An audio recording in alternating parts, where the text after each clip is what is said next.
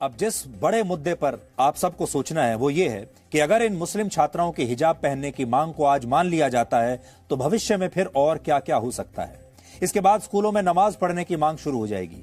आपको याद होगा कर्नाटक के कोल्लार में 21 जनवरी को कुछ मुस्लिम छात्रों ने नमाज भी पढ़ी थी, वो भी एक स्कूल में।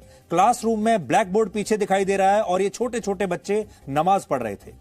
लेकिन बाद में जब इस पर विवाद हुआ तो फिर इस नमाज को बंद करवाया गया। लेकिन हमें लगता है अगर स्कूलों में हिजाब पहनने की मांग को स्वीकार किया गया तो फिर अगली जो मांग होगी वो ये होगी कि स्कूलों में नमाज पढ़ने की भी इजाजत दी जाए। कल्पना कीजिए अगर इस मांग को भी मान लिया गया तो फिर क्या होगा। फिर ये मुस्लिम छात्र स्कूलों में नमाज पढ़ने के लिए अलग से जगह देने की मांग करेंगे और नमाज के दौरान क्लास और पढ़ाई से छूट मांगी जाएगी। कहा जाएगा इस दौरान स्कूल को बंद किया जाए। अगर यह भी हो गया तो फिर रविवार की जगह शायद शुक्रवार को जुम्मे के नमाज के दिन छुट्टी के लिए मुहिम चलाई जाएगी। कहा जाएगा कि फिर स्कूलों में शनिवार और रविवार की ही छुट्टी क्यों हो, शुक्रवार को होनी चाहिए। और यह सिलसिला रुकेगा नहीं, ऐसे ही चलता रहेगा। स्कूलों में अप्रैल और मई के महीने की जगह रमजान के महीनों में छुट्टियां देने के लिए शायद मांग उठने लगेगी।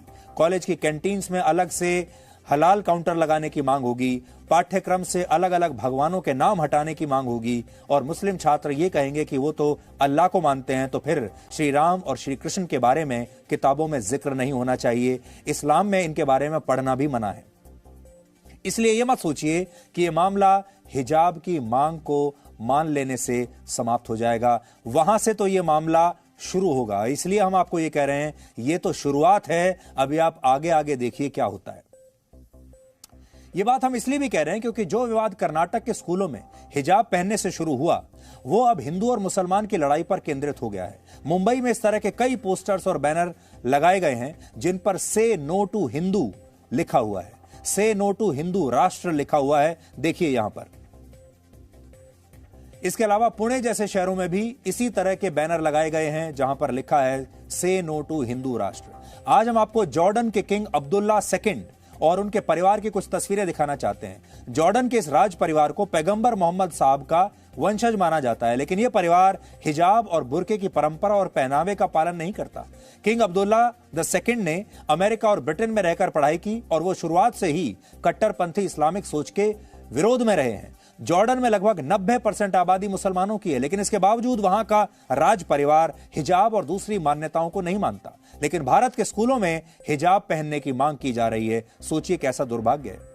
आज हमारे देश के मुसलमानों को यह तय करना है कि वो डॉक्टर APJ अब्दुल कलाम को अपना आदर्श मानते हैं, जिन्होंने भारत को परमाणु संपन्न देश बनाने के लिए अपने धर्म को नहीं देखा, या वो उन मुसलमान नेताओं को अपना आदर्श मानते हैं जो इस देश के स्कूलों में धार्मिक कट्टरवाद का जहर घोलना चाहते हैं। क्या हमारे देश के मुसलमान केरल के राज्यपाल आरिफ मोहम्मद खान को अपने लिए प्रेरणा मानते हैं, जिन्होंने 1985 के शाहबानो मामले में मुस्लिम तुष्टीकरण के खिलाफ राजीव गांधी की सरकार में मंत्री रहते हुए विरोध किया था और इस्तीफा दे दिया था?